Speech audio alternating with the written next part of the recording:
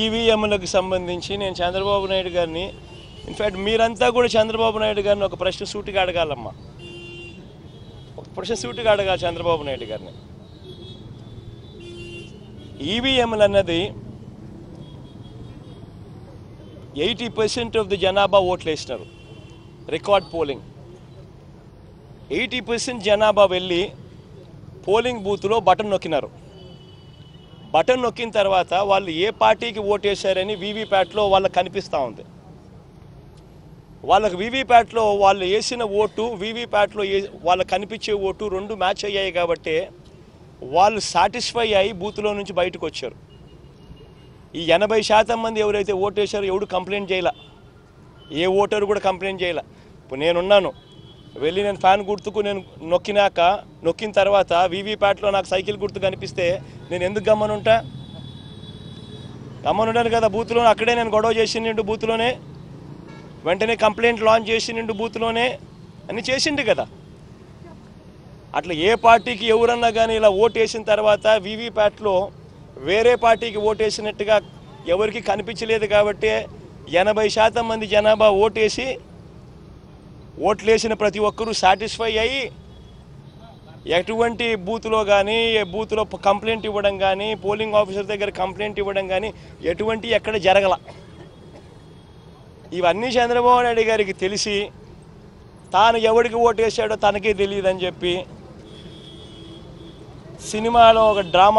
ఒక సినిమాలో విలన్ పాత్ర పోషిస్తూ డ్రామాలు చేయడము ఎంత మటుకు ధర్మం చంద్రబాబు నాయుడు గారిని అని అడుగుతా ఉన్నా. చెప్తారంటావా? అవన్నీ వెంకటేశ్వర స్వామి టెంపుల్లో మాట్లాడడం కరెక్ట్ కాదు. మీరేమంటున్నారంటే అదే మీలో కూడా ఇంకా మైండ్ మారాలి. కొంతమంది దొంగలే దొంగ అని అరిసి అటెన్షన్ డైవర్ట్ చేయాలనుకుంటారు. అలాంటి వారికి నేను సమాధానం చెప్పక్కర్లేదు.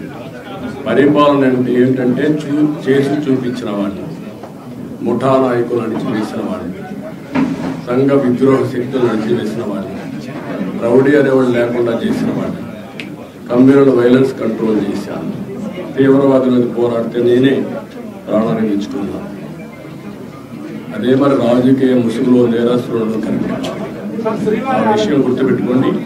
నేను ఒకటే చెప్తున్నా, ఎవడైనా సరే నేరాలు చేసి వేరే వాళ్ళ మీద తప్పించుకోవాలనుకుంటే మాత్రం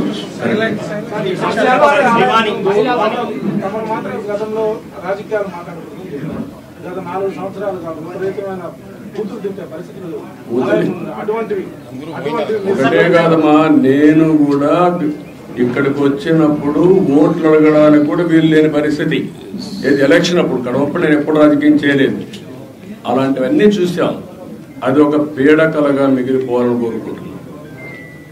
మీరు మాట్లాడిగారు కాబట్టి చెప్పాను, నేను అది కూడా చెప్పదలుచుకోలేదు. ఇక్కడ ఎవరైనా సరే నేరస్తులు నేరం వేరే వాళ్ళపైన వేయడానికి ముందుగానే ఎల్బీ క్రియేట్ చేయడం, అలాంటి మాత్రం నా దగ్గర జరగవు. Be clear. ఎవడైనా సరే నేరస్తుల్ని నేరస్తులుగానే చూస్తా. రాజకీయ ముసుగులో కూడా వీళ్ళు నేరాలు చేయాలని మనం కుదరదు. కమర్షియలైజ్ కదమ్మా, కమర్షియలైజ్ చేశారు. వెంకటేశ్వర స్వామి టెంపుల్కి వస్తానే కొండెక్కతానే ఏం కనపడాలి మీకు? పవిత్రమైన భావం రావాలి. ఈ పవిత్రమైన భావం రావాలంటే ఇక్కడ అడుగడుగున ఆ పవిత్రమైన భావం రావాలంటే ఆ మూమెంట్ కనపడాలి. క్లీన్ గా ఉండాలి, భోజనం కూడా ప్రసాదం కూడా నీట్గా ఉండాలి, విపరీతమైన రేట్లు పెంచకూడదు. వెంకటేశ్వర స్వామి దగ్గరకు వస్తే దర్శనం బ్లాక్ మార్కెట్ లో టికెట్లు అమ్ముకోకూడదు. ఒకప్పుడు మీరు గుర్తుపెట్టుకోవాలి, నేను ఇక్కడికి వస్తే ఎంత క్లీన్ గా పరిశుభ్రాలు ఉండేటో చూశాను. నేను కొండపైన పెద్ద ఎత్తున గ్రీనరీ పెట్టి, పెద్ద ఎత్తున ఔషధాల ప్లాంట్స్ అన్ని పెట్టి ఇక్కడికి వస్తే లైఫ్ పెరగాలని ఆలోచించాను. అలాంటివన్నీ కూడా మీరు గుర్తుపెట్టుకోవాల్సింది. ఒక దివ్య క్షేత్రం చేయాలంటే ఆల్ ఆస్పెక్ట్స్ లో కాన్సన్ట్రేట్ చేయాలి. అదే చేశాం. ఇక్కడ ఒక దాన్ని ఏమన్నా నాకు అర్థం కాదు కానీ ఒక వరస్ట్ ప్లేస్ గా తయారు చేయాలంటే ఏ విధంగా తయారు చేయాలనో అన్ని తయారు చేశారు. ఎవరెన్ని మాట్లాడిన లెక్కలేతనం వచ్చింది. గంజాయి, అన్ని మత ప్రచారం, లేకపోతే లిక్కర్, నాన్ వెజిటేరియన్, విచ్చలబెడితనం, ఇష్టానుసారంగా వీళ్ళ యొక్క పైరులకు కేంద్రంగా తయారైపోయింది. వెంకటేశ్వర స్వామిని ఊరూరు తిప్పేశారు. మీరు గుర్తుపెట్టుకోవాలి, దేశంలో ప్రతి ఒక్కరికి ఒక ఆలోచన ఉంటుంది. ఆలోచన ఏంటి?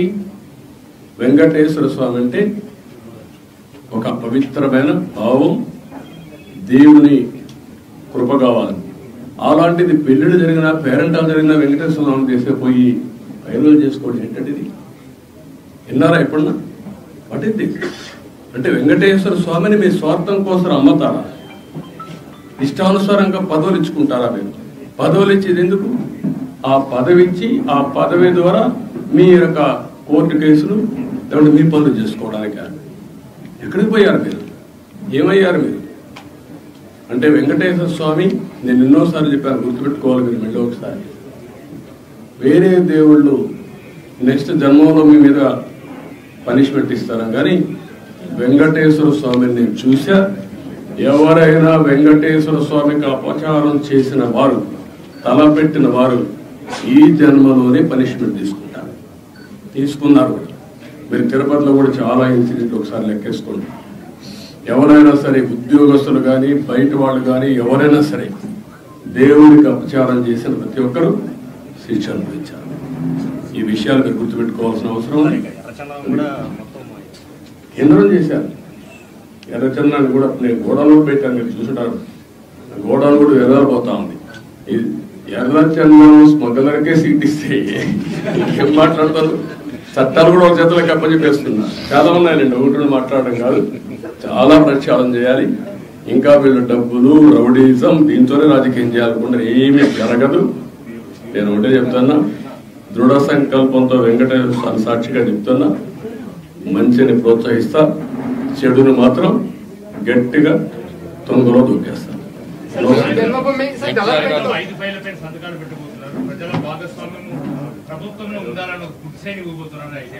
చెప్తారు కదా, అన్ని చూస్తారు కదా, మీరు అన్ని చెప్పాల్సిన భోంచే ముందు రుచేందుకు కాదు. నేను ఒకటే చెప్పా, 1.0 చూశారు, 2.0 చూశారు, 3.0 చూశారు, 4.0 వచ్చాను. ఇప్పుడు మీరు చూడబోతారు. ఇప్పుడు అందుకే అందరికి అప్పీల్ చేస్తున్న, ఆఫీసర్లు కూడా, ఎంప్లాయీస్ కూడా అప్పీల్ చేస్తున్నా, రాజకీయ కార్యకర్తలకు అప్పీల్ చేస్తున్నా. నష్టపోయాం, ఈ నష్టాన్ని రికవర్ చేసుకోవాలి. అందరం కూడా కలిసి పనిచేద్దాం. ఇప్పుడు ఆపరేషన్ లేకుండానే మోకాళ్లకు ప్లాస్మా ట్రీట్మెంట్. మీ ఆర్థోపెడిక్ సమస్యలన్నిటికీ రోబోటిక్ టెక్నాలజీ ద్వారా తక్కువ ఖర్చుతో శాశ్వత పరిష్కారం. Free consultation. ప్రతి ట్రీట్మెంట్ పై 20% డిస్కౌంట్. ఈ ఆఫర్ కొద్ది రోజులు మాత్రమే. త్వరపడండి. V9 hospitals 9281465842.